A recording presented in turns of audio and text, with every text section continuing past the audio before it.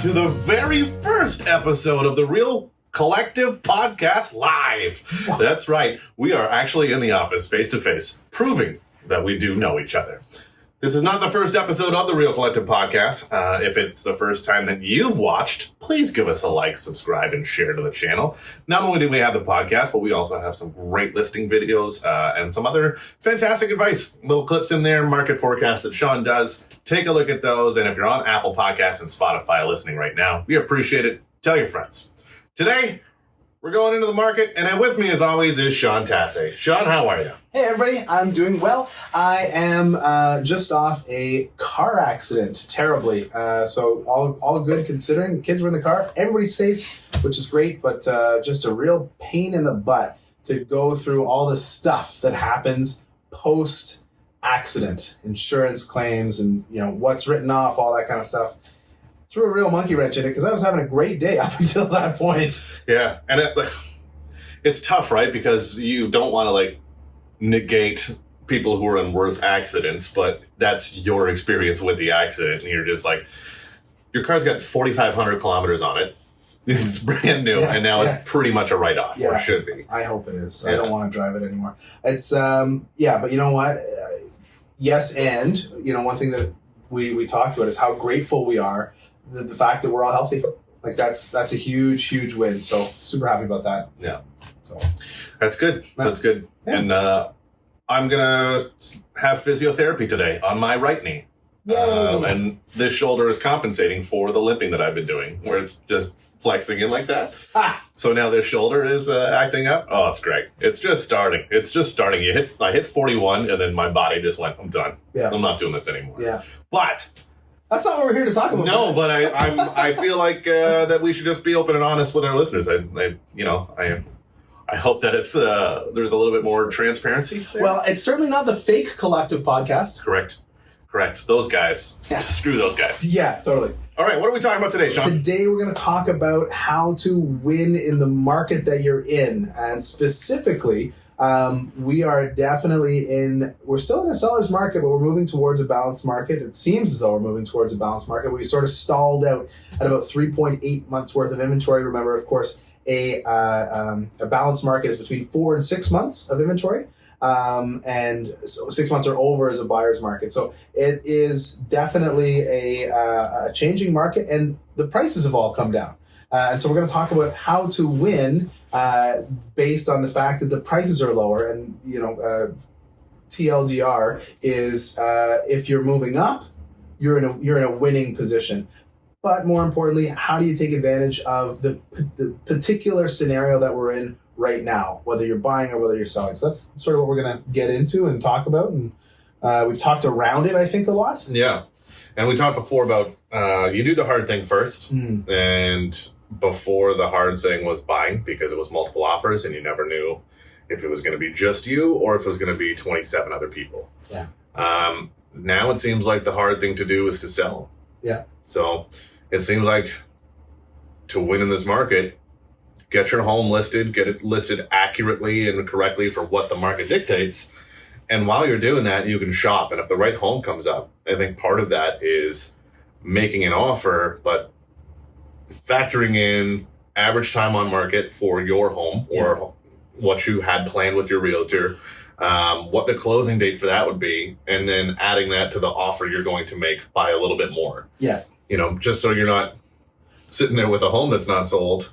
And then you're just kind of screwed. Well, yeah, we call it buying time. Yeah. Right? You're asking for a later closing. For example, we've got one that we're working on right now. We did it the opposite way. We went and bought the house first, but we were very precise about the value and the listing price of the house that we had up for sale. So, as we move towards this balanced market, the strategy is going to be different depending on the needs of the client. So sometimes it is going to be to list your house first. Sometimes it's going to be to buy a house first. Sometimes it's going to be that they kind of line up and hop down the hall with arms linked together, and it's just, okay, well, we're doing both of these sort of simultaneously. So it's different. It means that we as professional practitioners have to reach into our toolkit and leverage the different things that we know and use that, of course, for our clients' benefit. Yeah, we're getting a lot more creative on the offer side of things, and I think that's both selling and listing, or buying and selling, I should say, because you have to be. You need to be a little clever, I think, to think outside the box.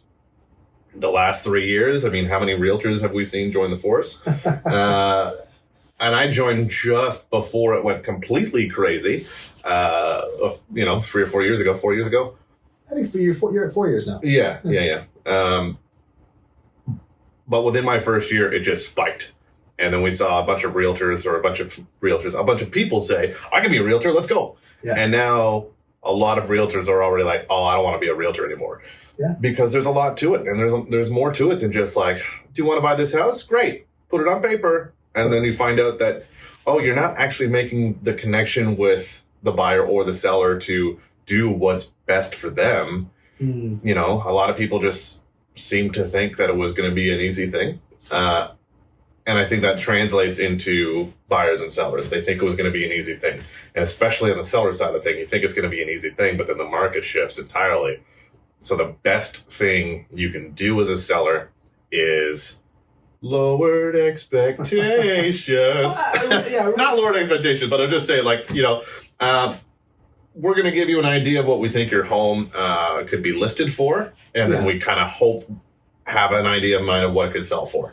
Yeah, and I mean, it's not lowered expectations so much as it's like realistic expectations, right? And I think a lot of people right now, based on what's happened in the last 2-3 years, have unrealistic expectations. Yeah. So now it's a question of bringing people back down to earth. And a lot of times, it's not something that a seller really wants to hear. Is, hey, you know what? You thought your house. I spoke with some folks last week, and they said, oh well, we thought our house would have been worth 1.2 at the peak of the market. And I said, it would have been just over $1 million at the peak of the market. And they said, well, we'd like to list it for about $975 right now. I said, I wouldn't be comfortable taking the listing at more than $899. And it's probably more like, $850, $849 as a realistic listing price. And nobody wants to hear that, right? I mean, you have someone walk into your house and say, oh, well, you're $125,000 wrong, right? That's a lot of money. I mean, I don't have $125,000 extra money, right? I don't think many people do. Sucks to be you. Just joking. No. I mean, it does suck to me. Not for that reason. We talked about that at the beginning, right? Yeah. That's a car crash. His bike is outside right now. It's February. My 10-speed. It's cold. It's really hard on the highway. Yeah, it is terrible to get down here. So yeah, I mean, how do you take advantage of this market, right? You do the hard thing first, and that might be different based on what it is you're looking for. If you want to buy a generic run-of-the-mill townhouse in Barrhaven, that's not going to be the hard thing. If you want to buy the very specific country property that exists on 2.5 acres and it's on that lake, and you've got the run-of-the-mill property in Barrhaven to sell, the harder thing at that point is finding the right place. Of course, the worst thing that we could do is put your house for sale. And we're so good at selling houses that we sell it right away, and then you wind up homeless. Wah, wah. Bum, bum, ba-dum. So yeah, we need to get to. Yeah.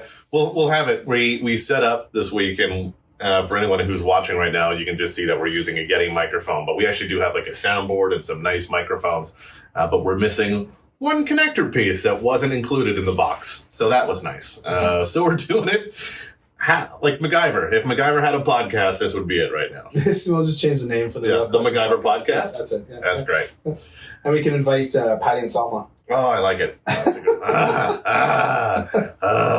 We record that one. So yeah, doing the hard thing first, obviously it's going to be different. And then in the second half, I think what we want to talk about is really understanding how to take advantage of this, especially, and I think the people who are able to come ahead a lot this year are move-up buyers. So we'll talk about what that means in the second half. I don't want to get into it. No, I think that's a good idea. And I think that's actually a good spot to take a little break. Cool. Digest that stuff. Give us a like, subscribe, and share to the channel. Find us on Apple Podcasts and Spotify. If you do want to talk to Sean or I about stuff, real estate pertaining. or just, what if the Marvel Cinematic Universe or even the new DCU? We don't want to get into that. But our Calendly links are below, calendly.com/down in the comments. You can see and book with either one of us, and we'll chat your ear off, and it'll be a great time. Really, really happy about seeing James Gunn in that position. I think it's going to be great. Alan Richardson from Batman. We'll be right back. This episode of the Real Collective podcast is brought to you by Real Collective. Real Collective brings together best-in-class real estate agents and collective experts in the field to deliver the best possible service to our clients. We govern ourselves with honesty, open-mindedness, and compassion. With diverse skill sets, our agents are able to better serve a wide array of clients, including first-time buyers, first-time sellers, transferees, estate sales, investors, and rural, vacation, and luxury properties. Authenticity and transparency are pillars of our process, which allows us to put our clients at the center of everything we do. Our years of experience and knowledge allow us to deliver prestigious service and optimal results. If you are interested in buying or selling your home, contact us today at realcollective.ca. Welcome back, everybody, to the second half of our first live episode of the Real Collective podcast. Here in the Real Collective studio. It's just my office. It's just his office. It's just his office. There's a window. It's nice. We don't even have proper lighting in here yet. But stick with us. Things are only getting to get better from here. This is the baseline. Yeah, maybe we get a raised table to stand at or something. Oh, yeah, there you go. That'd be fun. Maybe we'll start doing the news. No, I'm in other news today. I mean, like if we had a nice little bar top table, that'd be great. Put the microphones onto that, nice and easy. Good times. All right, getting back into the swing of things. Thanks for sticking around, everybody. Hope you enjoyed that little message. Again, all the things, like, subscribe, share the channel, YouTube, Spotify, Apple Podcasts, and all this stuff. Calendly links. Let's get back into it. Wow. I know. You just ramble on? Well, I'm going to say it again at the end, so I don't need to, pound you guys with it nonstop. It's nonstop. Click the bell! Click it! Nonstop pounding. Yeah. So what are we talking about now?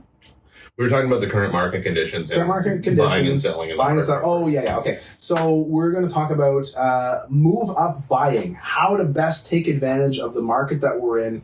And especially if you're going from a entry-level home or your first house into a second house, the timing right now is perfect.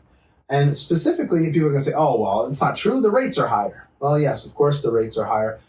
But the gap is smaller. Okay, and the reason is if the house that you are living in right now at the peak of the market would have been worth something like $400,000, and the house that you want to move into at the peak of the market would have been something like $800,000, those prices of the gap has gotten smaller, right? And so a lot of buyers right now and historically are looking not just at the price of a house, but also more importantly, almost what the payments are for that house, right?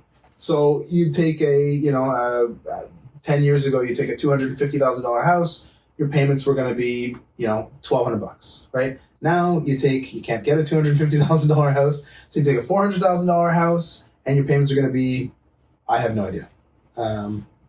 No, I'm not the math guy. Right. I'm the punch it into our mortgage calculator on realcollective.ca kind of guy. There you go. Fair enough. Shameless plug. Yeah. Right in the middle of the episode. Yeah. Well, hey, honestly, that's what I do now too. But the rates are changing so much. Anyways, more important than what the payment would be for an average $400,000, $500,000 house right now is the smaller gap. And so as a result, the payments will be less because the gap between your more expensive and your less expensive house is smaller.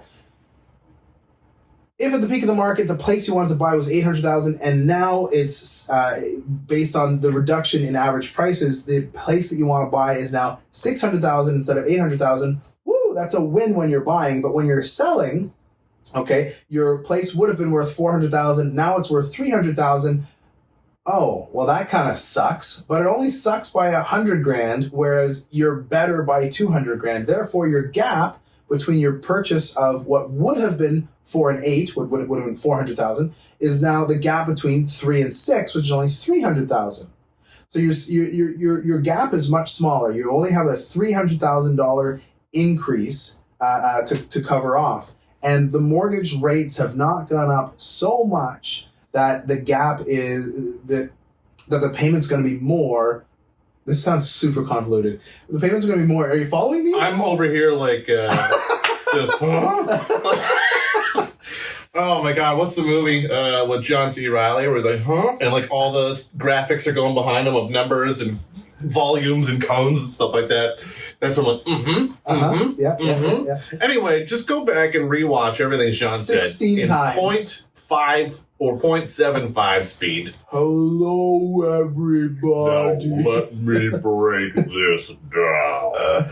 Anyways, the long and the short of it is the gap between what you were going to do when you were moving up when the market was at its peak versus what the gap is today is much smaller. And so you as a consumer who's moving up in a market like this are one of the biggest winners. The people who are not the big winners are the people who are just selling the high-priced house and they're not doing anything else. The other people who are not winners in this market are the people who are downsizing. They're selling the big house and they're moving into the small house. You know, that gap's gotten smaller, and so their equity they've lost more equity. And we're seeing a lot of people that bought those homes at the start of COVID when it was like, we're going to work from home forever. Yeah. And like some places did announce that we're staying home. This is the thing. Don't worry about it. You're okay. And then some places didn't say anything and people still went and bought the big rural 2-acre property. Yeah. Right. So we're seeing a lot of those bigger homes. At least I feel like I'm seeing them hit the market because people are like, oh, well, we have to go back to work and it's an hour drive and it's too much. And, you know, we shouldn't have bought a home out in Timbuktu, Maxtown, when we work in Canada. So and it's the same, and it's going to be the same for cottage country, right? Like the cottages, everybody flock to buy. Well, I can't go on a plane. I want to go away somewhere. Yeah. I'll go and buy myself a cottage. And you had a lot of people who bought a second place as a cottage. You're going to see those prices all shot up because again, supply and demand, right? The high demand, low supply, and now people are going around saying, "Oh, hey, I can go on a trip again. I can go on a plane. I can go somewhere warm. I don't need the cottage anymore." They go to sell the cottage, and the market's flooded with cottages, with rural properties. They call them Zoom towns. Not boom towns, but they call them Zoom towns. That's great. It's not my word. I read it somewhere, but they're saying the expectation is that Zoom towns will be coming down in price over the next little while because exactly what you just said. Yeah. Yeah, I mean, on the plus side, it's a good chance to get a cottage for a good price that you know has reliable internet. And I feel like even with side note, just cottages, internet's becoming more and more important. Yeah. I mean, you do have those bad days, and instead of having a shelf full of VHS or DVDs, you can actually just have Netflix. So we're one of those people who bought that cottage, and the number of DVDs that were there, insane, like a box full of DVDs. I worked at HMV for like 3 years, like 3 solid years. And were they solid? They super solid years. I was a key holder. Whoa! So, no big deal, guys. Brendan, you are very responsible, so I can see thank that. Thank you. Point is, I had staff discount. And when you have staff discount at HMV and you're really into movies and music, your collection grows really quickly. I had 2 giant boxes that like this big by this big squared. And they were filled with DVDs. Wow. And I just got rid of them before we moved in the summer. Really? It took me that long to part with them because I always had it in my mind. I'm like, you know what? There's something about it where I just want these at a cottage one day where you just pick a movie and you watch it. Yeah. And then it became increasingly difficult to find a DVD player. Right. Of course. Yeah. And then I was like, why am I holding on to these for the ifs and maybes and possiblies when you can stream anything. Yeah, you stream anything. And not only that, if you're at a cottage, play a board game and put on some music. Right. You know? Right. But that's a little bit off topic. I do think a great episode that we should hit into in the future is income properties besides just passive income. Like, what's the best way to get bang for your buck on renting out a home? Nice. Or like you said, like a cottage. A cottage would be a great idea to pick up. Airbnb. Be a little bit more reasonable on the rates. Yeah, I think there's a great opportunity there. Yeah, we do have our cottage up on Airbnb, and we're paying the property management company like I think it's 20%. Yeah, because it's more to manage. Sure, right? sure. But if it's can't money be there all that the would time. otherwise, you're not there, you might as well make something on it. So, makes sense. That's my little ADD side note. Thank you for enjoying that part.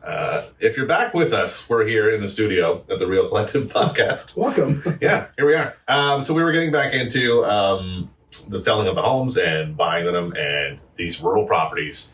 You're seeing a lot more people come back into the city, and even still people in the city who are like, I need home offices that now don't need them. You're seeing a lot of those bigger homes come to the market, and I think that creates that opportunity to pick something up that has that. Yeah, I think the most important thing when you're buying is if you can find someone who, it sounds terrible, but if you can find someone who you can take advantage of, then, you're gonna scour through and look through and see what you can find. And a lot of it has to do with the conversations we're having with the other agent. Hey, where are they selling? Where are they going? What's the story behind it, right? And when you have that information, maybe you can go, it's been sitting on the market for, 4, 5, 6, 12 months. Yeah. Hey, maybe there's an opportunity to go in and potentially steal something here. It all comes down to the motivation of the seller, right? Why are they selling? Do they need to sell or do they want to sell? And then on the selling side, on the listing side, the most important thing, so we hit this from the very beginning, is, we knock the marketing out of the park. That's a known factor. Our marketing is great. Our exposure is great. How we present properties is great. We never take photos with our phones. Professional stage will always come through to give you advice and guidance. So our marketing, our exposure is awesome. The most important thing you can do as a seller is position your property properly. That's right. So if it's a little bit set back to one side, pick up your house and move it over. No. More on like the price point. Yes, exactly. Moron. Come on, morons. Price your house right. Jesus. But you know what we're seeing is that the houses that are priced right are selling in like a week or two, and the houses that aren't are sitting and sitting and sitting. And so although the average days on market is whatever it is, 4 months, or the current amount of inventory is 3.8 months of inventory.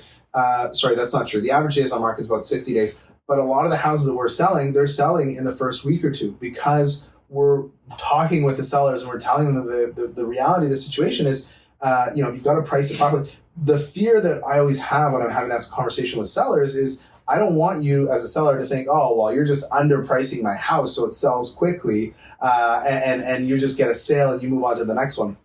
The thing is, you actually net more money as a seller when you sell faster than if you sit on the market, because the buyers are going to look at you, just like we said a second ago, and come to you and be like, oh, good, you've been sitting on the market for 3, 4, 5 months. I'm going to come and give you a lowball offer. And that's all you're going to see, right? So yeah, there's a great little infographic that we have. So if you want that, let me know. We'll get it to you. But basically, it's a reverse bar graph of days on market and the final price. And right now you have asking price and a lot of stuff going under it. And that's within the first 7 to 14 days. And then after that, it drops the final price. And then after that, it drops. And then after that, it drops. So when you list your house well above what it's worth, your price ends up being down here. Whereas if you priced it accordingly, you're getting here. And that final price is higher. Well, and the other thing is, that's my way of...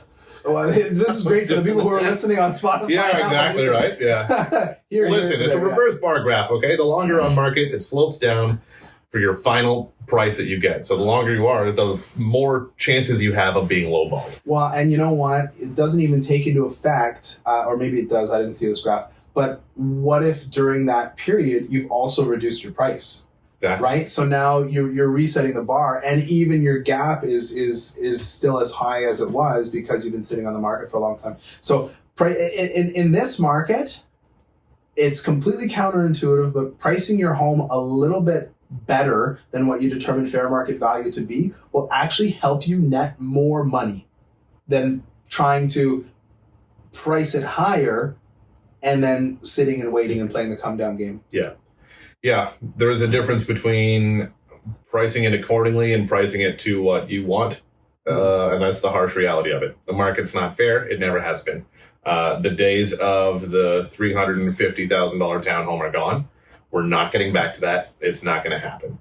So if you're thinking on the buying side of things, it's not going to happen. The $850,000 townhomes now, that's not going to happen either. Like if you're trying to sell for a while. If you're trying to sell them and you think, okay, well, I've got a Barhaven, suburb condo, not condo, but townhome. And it's got a garage, and I'm an end unit. That's probably worth $800,000. It's not. It's not. It was. It was. But you remember we said earlier on, I mean, an $800,000 place is now worth $600,000. So the market's gone down by 25% since the peak. Yeah. Sorry.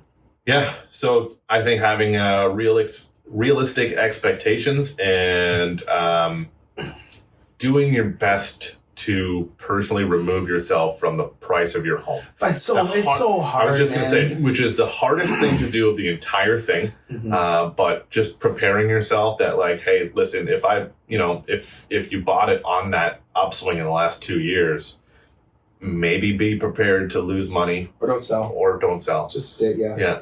And that's it. It's like, remove yourself from your house, man. $200,000 is a lot to remove myself from. Yeah. We were just joking about $125,000. Well, that's $200,000 is more. Yeah. As you know, that's not going to work for you. So I think that's a good spot to kind of wrap things up for the day. I think we covered a lot. I think this is a fun little way to do. I like this podcast. I really like this. I do want to have a high top table so I don't feel sunk down in this chair that has like a broken seat in the back. But also my knee would thank me. I'm gonna one day I'm gonna tell you guys and you the story about these chairs. Oh my God. They came from the set of Sally Jesse Raphael in the 1990s, and they haven't changed a bit. All right, we're gonna wrap things up. Thank you for watching the Real Collective podcast. Please like, subscribe, and share our YouTube channel with all of your friends. You can click that little bell for notifications. It'll tell you when a new podcast is coming out. If you're on Apple Podcasts or Spotify, thank you. We appreciate that. Please feel free to subscribe there as well. We got our Calendly links, and there's a couple of other videos that are going to be popping up. I'm on this side, so I'm guessing they'll be like here over top of Sean's face, or maybe they're right here. I don't know. I think they're like right here. Right here and here? Yeah, I think, yeah. Well, if we're framed correctly, maybe they'll be like right here. Cover this up, editor. Cover this up right now. Thanks, Jack. Yeah, appreciate that. Can you make it so that the camera takes off 10 pounds? Yeah, there we go. Yeah, just squeeze in your hands. Wow, their heads are really narrow. Pinheads. Anyway, that's the show, everybody. Hope you enjoyed it. Thank you very much for tuning in. We'll see you on the next one. And until then, keep it real. Collective.